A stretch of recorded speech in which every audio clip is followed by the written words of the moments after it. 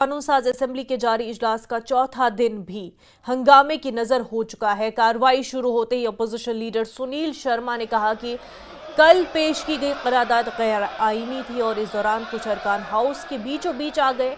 मार्शलों ने उन्हें रोकने की कोशिश की। इस दौरान असेंबली में हंगामा आराई हुई। इसके बाद ऐवान की कार्रवाई 15 मिनट के लिए मुलतवी कर दी गई। कार्रवाई दोबारा शुरू होने के बाद स्पीकर ने अपोजिशन अरकान असेंबली से इस्तदा की कि उन्हें बोलने की इजाज़त दी जाए। उन्होंने कहा कि कायदा 384 के तहत स्पीकर की तकरीर में मुदाखलत नहीं की जा सकती। अपोजिशन लीडर ने जम्मू कश्मीर की खसूसी हैसियत की बहाली से मुतल्लिक स्पीकर के जरिए मंजूर की गई कल की करारदाद को वापस लेने का मुतालबा किया। इसके साथ ही असेंबली में फिर हंगामा हुआ। इस दौरान एनसी की तरफ से जिस कश्मीर को खून से देखा है वो कश्मीर हमारा है जैसे नारे भी लगाए गए। बीजेपी अरकान ने जिस कश्मीर के लिए बलिदान हुए मुखर्जी वो कश्मीर हमारा है के भी नारे लगाए।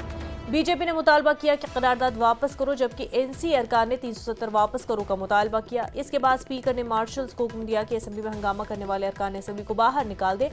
अपोजिशन लीडर ने स्पीकर को मुखातिब होकर कहा कि आप भी घर से निकाले जाने के मुस्तहिक हैं। मार्शल्स ने बीजेपी के कुछ कानून साजों को बाहर निकाल दिया, मगर बीजेपी के अरकान असेंबली अभी तक नारे लगा रहे थे। बाद में ऐवान की कार्रवाई कल तक के लिए मुलतवी कर दी गई।